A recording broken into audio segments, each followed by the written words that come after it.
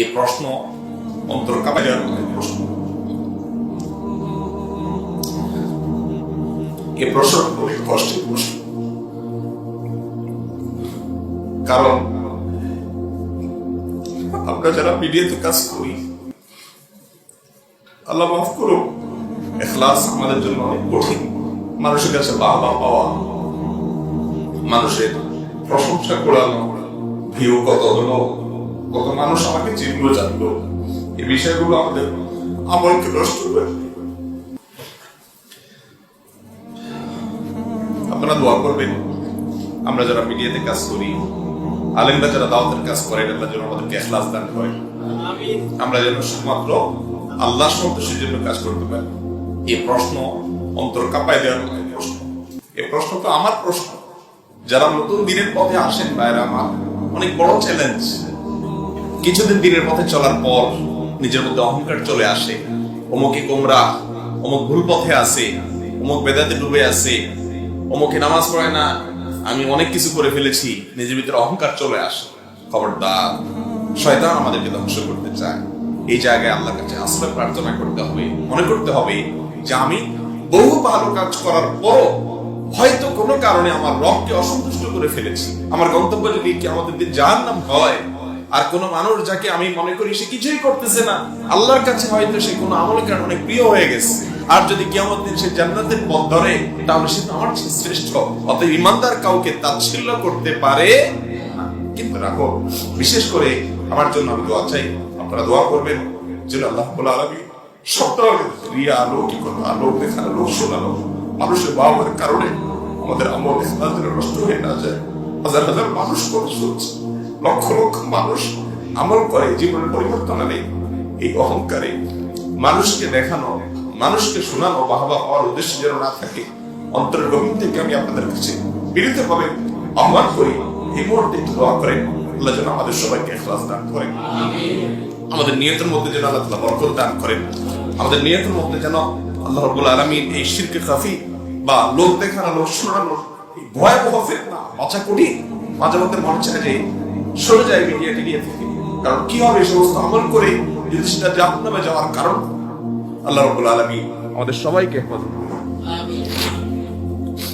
একটা ভয়ঙ্কর হাদিস বলেছেন, এই হাদিসটা যতবার পড়ি থরথর করে আত্মাটা কাঁপে।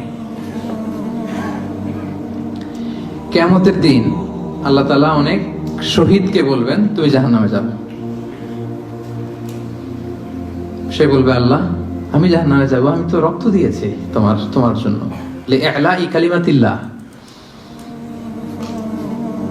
আমার দেহের তাজা রক্ত দিয়ে আমি শহীদ হয়েছি, জানাজা ছাড়া আমার দাফন হয়েছে, আমি তো জান্নাতে যাব। আল্লাহ বলবে না, তুমি শহীদ হয়েছো এই কারণে যে লোকজন তোমাকে বীর বলবে, বীর, বাহাদুর। তো দুনিয়াতে তো তোমারে বাহাদুর বলছে, তো তোমারে বিশাল যোদ্ধা ছিল, বাহাদুর ছিল, খেতাব তো তুমি পেয়েছো, আমার কাছে কিছু নেই, জাহান্নামে যাও, go to the hell fire. অনেক দানশীলকে আল্লাহ বলবে জাহান্নামে যাও। সে বলবে আল্লাহ আমি জাহান্নামে যাব, আমি তো মসজিদ, মাদ্রাসা, এতিমখানা, বৃদ্ধাশ্রম এমন কিছু নাই যে বাকি রাখছি, শত শত মসজিদ আমি করেছি, আমি কেন জাহান্নামে যাব? আল্লাহ বলবে না, তুমি দান করেছিলে এই জন্য যে লোকজন তোমার দানশীল বলবে, দানবীর বলবে, হাদেম তাই বলবে, ওটা তো তোমাকে বলা হয়েছে, জাহান্নামে যাও, আমার কাছে কি চাও, go to the hell fire.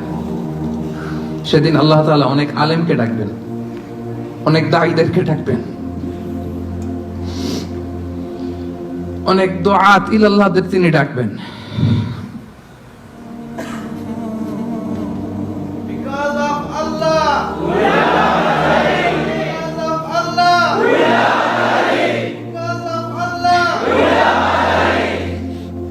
সেদিন অনেক দুআত ইলাল্লাহদেরকে ডেকে আল্লাহ বলবেন যে তুমিও জাহান্নামে যাবে। সে বলবে আল্লাহ কেন? আমি মানুষকে কোরআন শিখিয়েছি, আমি মানুষকে হাদিস শিখিয়েছি, আমার কথা শুনে অনেক নামাজ ধরেছে, আমার কথা শুনে অনেকের দাড়ি রেখেছে, আগে সুদ খেত, আমার কথা শুনে সুদ বন্ধ করেছে, আমার কথা শুনে তো আল্লাহ এরা নামাজি হয়ে গিয়েছে। দ্য এন্টায়ার সোসাইটি সুদ বন্ধ করেছে, নামাজ ধরেছে, তারা ফরজ যাকাত দিত, আল্লাহ আমি কেন জাহান্নামে যাব? আল্লাহ বলবেন তুমি এই দাওয়াতি কাজ করেছো, লোকজন তোমাকে বড় আলেম বলবে, লোকজন তোমাকে বড় সেলিব্রিটি বলবে, লোকজন তোমার নামে তাকবীর দিবে, তোমাকে বড় আলেম বলবে, বড় দাঈ বলবে। এটা তো বলা হতো তোমাকে দুনিয়াতে, আল্লামা বলে ডাকা হতো তোমাকে, বাহরুল উলুম বলা হতো তোমাকে, জ্ঞানের সাগর, অনেক বড় দাঈ, অনেক বড় সেলিব্রিটি তোমাকে বলা হতো এই দুনিয়াতে। তো যা চেয়েছো তা তো পেয়েছো, আমার কাছে কি চাও? আমার কাছে তোমার জন্য কিছু নাই। Go to the hell fire, তুমি জাহান্নামে যাও। আল্লাহ ওইরকম আলেম হওয়া থেকে আমাদেরকে তুমি বাঁচাও, ওইরকম দাঈ হওয়া থেকে তুমি আমাদেরকে বাঁচাও। আমি তোমাকে এমন একটা হাদিস শোনাবো, হাদাসানিহি রাসূলুল্লাহ ফি হাযাল বাইত মা মা'ানা আহাদুন গায়রি ওয়া গায়রু। আমি আর নবী ছাড়া এই ঘরে কেউ ছিলাম না। এই কথা বলার পর আবু হুরায়রা আবার বেহুশ হয়ে গেছে। কি এমন হাদিস, এই হাদিস বলতে পারে না। আবু হুরায়রা রাদিয়াল্লাহু তাআলা আবার বলে, আমি তোমাকে এমন একটা হাদিস শোনাবো, নবীজি এই ঘরে এই জায়গায় বসে হাদিসটা আমাকে শোনাইছে, আমি আর আল্লাহ নবী ছাড়া কেউ শুনে নাই। হাদিসটা আমি শুনছি, বুঝছি, আবার ভালোভাবে অনুধাবন করছি। আবার আবু হুরায়রা বেহুশ হয়ে গেছে 4 বার। আবার হুঁশ ফিরে আসার পর ফালাম্মা মাররা খাররান আলা ওয়াজহি মালা খাররান আলা ওয়াজহি, আবু হুরায়রা মাটির মধ্যে পড়ে যাওয়ার উপক্রম, আস্তাগফিরু আলাইয়া, আমি আবু হুরায়রার শরীরটা আমার শরীরের সাথে লাগাইলাম। দীর্ঘ সময় পর্যন্ত আমি তাকে এইভাবে আটকায় রাখলাম। হুঁশ ফিরে আসার পর আবু হুরায়রা বললেন, ইন্নাল্লাহা ইযা কানা ইয়াউমুল কিয়ামা ইয়ানজিলু ইলাল ইবাদ। কিয়ামতের ময়দানে আল্লাহ বান্দাদের সামনে আসবেন, লিয়াকযিয়া বাইনাহুম, বান্দাদের মাঝে বিচার করবেন। আউয়ালু মান ইয়াদউ বিহি রাজুলুন তাআল্লামাল ইলমা, সর্বপ্রথম আল্লাহ এমন বান্দাকে ডাকবে যেই বান্দা ইলম শিখছে।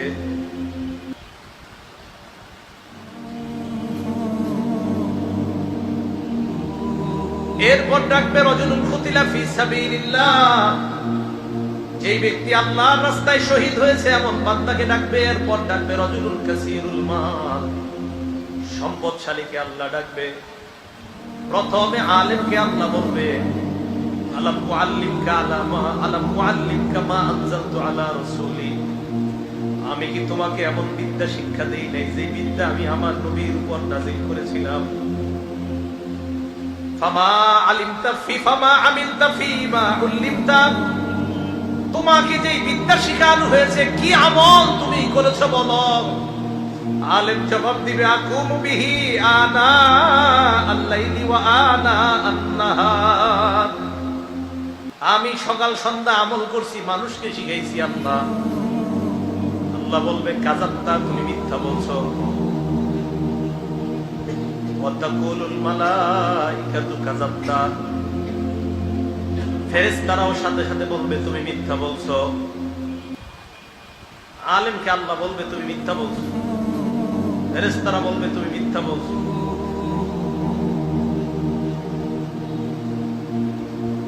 এরপর আল্লাহ শহীদকে ডাক দিয়ে বলবে, তুমি কেন শহীদ হয়েছে বলো। শহীদ বলবে, আল্লাহ আপনারই খুশি করার জন্য শহীদ হয়েছে।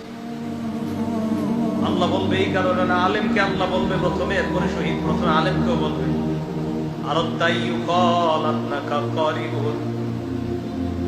তুমি চেয়েছো জনগণ যেন তোমাকে বড় আলেম বলে, মুফতি মুহাদ্দিস বলে।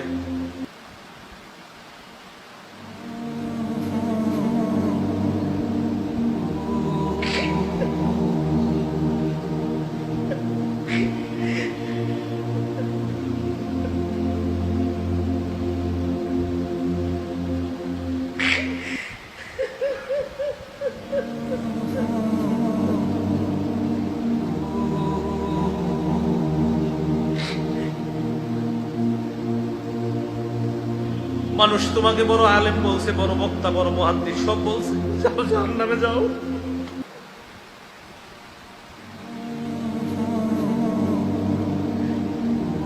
শহীদকে বলবে তুমি লড়াই করছো, মানুষ তোমাকে বাহাদুর বলবে এই কারণে, দুনিয়াতে বাহাদুর বলছে, যাও জাহান্নামে যাও।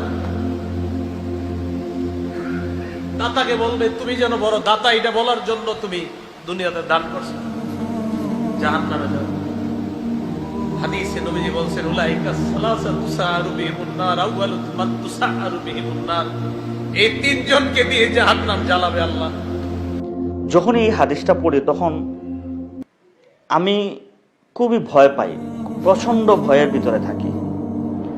হযরত আবু হুরায়রা রাদিয়াল্লাহু তাআলা আনহু উনি এই হাদিসটি এক তাবিঈকে বলতে যে 4 বার উনি বেহুশ হয়ে গেছেন, 4 বার উনি সেন্সলেস হয়ে গেছেন, জ্ঞান হারিয়ে ফেলেছেন এই হাদিসটি বলতে যে। সুতরাং আসলেই হাদিসটি অত্যন্ত ভয়ঙ্কর এবং অত্যন্ত সতর্কবাণী।